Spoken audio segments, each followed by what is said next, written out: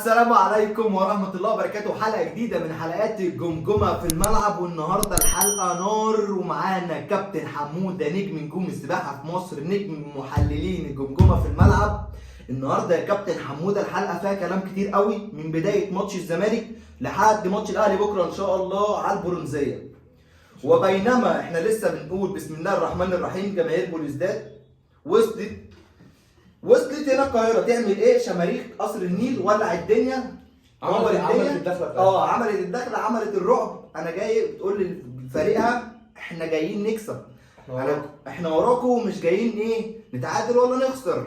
هوب الماتش بدأ، بيقروا الفاتحه جماهير الزمالك بره. المره دي بجد مش هنسيبها لحد، بس تقريبا اللعيبه مش سامعه الكلام.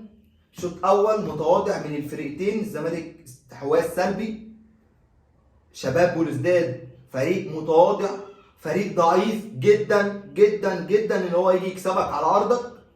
ايه رايك في الشوط الاول يا كابتن حمود؟ الشوط الاول شوط سيء بالنسبه لنادي الزمالك. هو عايزين يعملوا محاولات ومفيش. زيزو بياخد الكوره وبيرفع من ناحيتين. طب بترفع لمين؟ انا واخد بالي طول الشوط الاول اللعب، زيزو ياخد الكوره يجري يعمل عرضيه، مفيش حد. انت استحواذ بس مش عارف توصل للجون بطريقه منظمه. اللعيبه مش واقفه صح، كله تحس لها رجاله ولعب ب 3-4-3، بس احنا مش شايفين 3-4-3. انت بتلاعب فريق خارج الشوط الاول من عندك في ارضك، ولا شوطه على المرمى ولا بره المرمى، مفيش ولا هجمه. ده الحاجه الوحيده اللي عملوها خطر الفاول اللي طلعها حسام عبد المجيد، اللي اتلعبت بالارضي وطلعها حسام عبد المجيد دي. بس حاجه تاني ما عملوش، هم شغالين يكلحوا عليك واقفين لك ورا وبيلعبوا على عكسيات، هتيجي علينا هنطلع. بس هم مش يعني ما فيش خطوره قدموها الشوط الاول. وبدايه الشوط الثاني قبل البدايه فيريرا بيفكر، سيد نوار بياخد كوبايه شاي 50 عشان يظبط دماغه. الجماهير بتهتف وبتعمل اللي عليها، جماهير الزمالك عملت اللي عليها والزياده النهارده. وبدانا الماتش استحواذ سلبي تاني. هوب دونجا عصام الحضري دونجا بيعوم ضربه جزاء 1-0 شباب بوليسداد. الزمالك عمل ايه؟ الزمالك انهار عقليا مش بدنيا، الزمالك انهار عقليا، خرج بره الماتش. هو حس ما بينه وما بين نفسه ان الماتش انتهى. اللعيبه بقى كله يطلع، محدش بيلتزم بتعليمات المدرب، كله بيطلع يجري عايز ياخد الكوره ويطلع قدام يعملوا اي حاجه، مفيش. وهو ما عندوش بصراحه، ما عندوش اللعيبه اللي تنفذ ده. معلش بيلعب بالسيسي. بس ما توصلش كابتن حموده ان لحد الدقيقه 80، يعني من اول الدقيقه 80 لحد نهايه الماتش الدقيقه 97 ان شباب بوليسداد هي اللي ماسكه الكوره، هي اللي مستحوذه، هي اللي بتعمل هجمات، هي اللي عامله خطوره، مضيعه انفرادات، مضيعه اهداف محققه على ارضك. سيبك من كده، انت في اخر 10 دقايق انت اللي المفروض تجيب جول. هم اللي ماسكينه خلاص. ما اللعيبه زي ما انت بتقول بقى خلاص ذهنيا مفيش انهيار ذهني جدا في الملعب. خلاص. هو اللعيبه يعني هي تقريبا عارفين نفسهم مش هيقدروا يجاروا بالناس اللي معاهم دي. انت بتتكلم في مجموعه ترجي، مريخ، الشباب بوليسداد، وبعدين انت تروح تلعب في الجزائر، وهتروح تلعب في السودان، وهتروح تلعب في تونس. لا مجموعه انت كده هو صعب المجموعه. البدايه غير موفقه بالمره يعني. صعبها بقى. هنقعد بقى كل سنه نادي الزمالك نفس الكلام، حسابات امسك هنطلع ده لو الماتش ده خلص تعادل واحنا جبنا مش عارف ايه، نفس مفيش روح، مفيش روح في الملعب اصلا، مفيش اي حاجه. فين دور فيريرا يا جماعه؟ كان جده الشوط الثاني كان اصلا الشوط الثاني، يعني انا بحب فيريرا، كنت معجب بيه بسبب ان هو الشوط الثاني بيعرف يخش منين، الدخله منين، هكسب ازاي. ايه اللي حصل؟ فيريرا ماله؟ هو انت عارف، عارف انت لما تروح على شغل وانت مغصوب عليك اللي انت رايح عشان تمشي حالك، ما كانش رجع.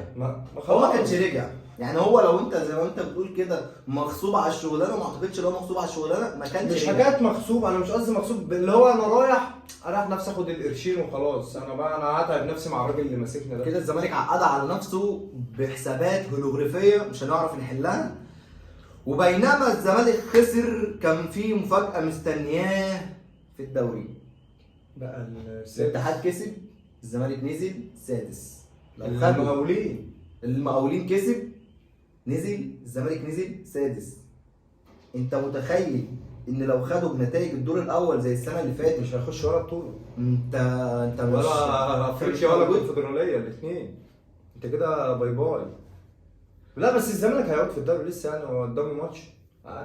بس هو ده يا كابتن حموده، ما اعرفش الزمالك في ايه، الزمالك صعب او خلاص، الزمالك رجع تاني الزمالك اللي احنا عارفينه. مشكله الزمالك في الراجل اللي ماسكه بصراحه، في مشاكل. لا بس انا اقول لك على النادي من ساعه هو سرح اللعيبه. رئيس النادي هو اللي بيعمل كده في النادي.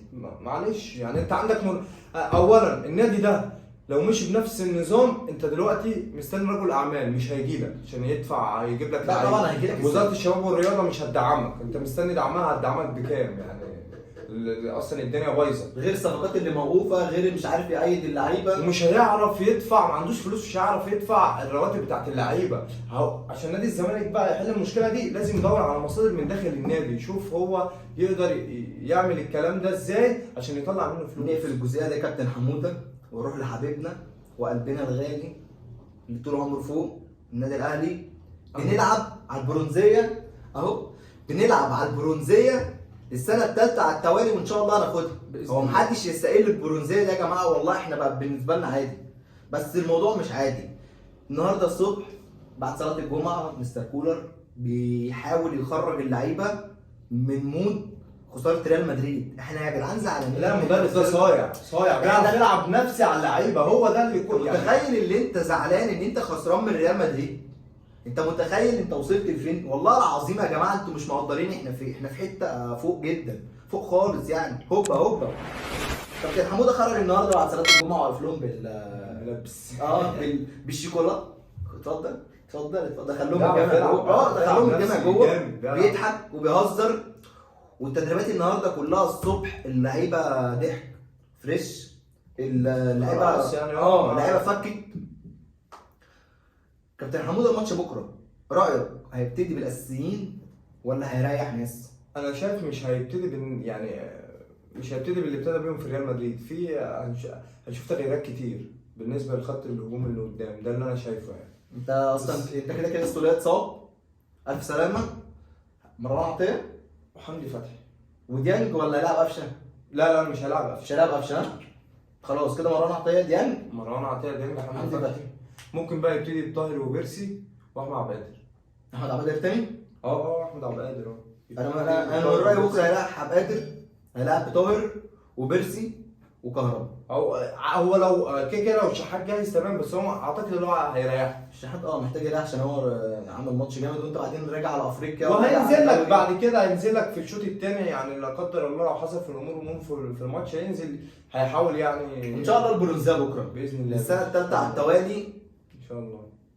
ده انجاز ان شاء الله والله.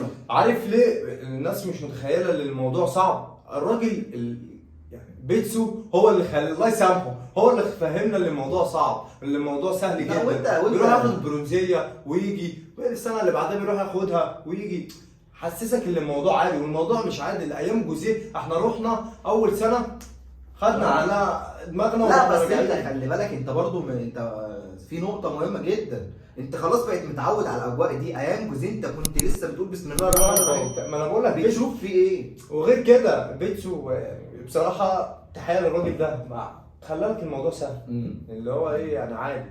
كولر برضو مدرب كبير، وان شاء الله بكره. انت عايز اكلمك بقى على لقطه كده انا بصراحه مستقلها جدا من لعيبه زي محمد شريف وقفشه. اللقطه بتاع بعد الماتش. انت خسران، انت النادي الاهلي انت خسران، المفروض تخرج مهما كان بتلعب مين، انت خسران. لعيبه ما عندهاش دم اقسم بالله، والله لعيبه ما عندها دم. انت رايح تضحك لي واحنا متضايقين وبتاع وعلى طالب التيشيرت. طب يا اخي كنت لعبت حتى يعني انت اللي مودينا في داهيه في الماتش. انت قفشه ومحمد شريف اكتر اتنين ضايعين خارجين هم على فكره عقلهم مش في الماتش.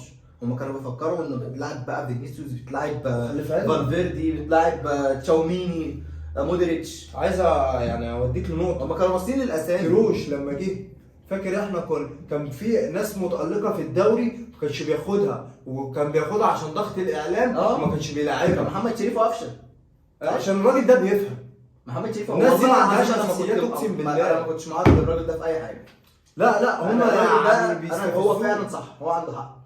قال لك هو طلع لك، قال لك لعيب مصر ما عندوش جوده، ما عندكش اساسيات. عشان بس ما بقتش على النقطه دي. هم ما شافوش حمدي فتحي، والله يا ريت كله حمدي فتحي. حمدي فتحي انا من هنا بقول لك والله انت راجل مظبوط، انت راجل، انت راجل، مش هقول لك اكتر من انت راجل. عندك كلمه على كابتن حموده؟ يعني ان شاء الله باذن الله النادي الاهلي بكره يرجع بالبرونزيه ان شاء الله باذن الله.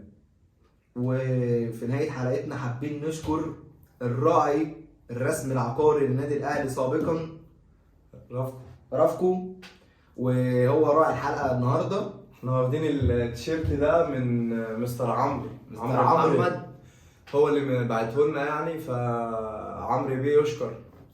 ومتنسوش دعمكم لينا بالشير واللايك والسبسكرايب، وان شاء الله نتقابل بكره بعد الماتش برونزيه جديده للنادي الاهلي. سلام عليكم.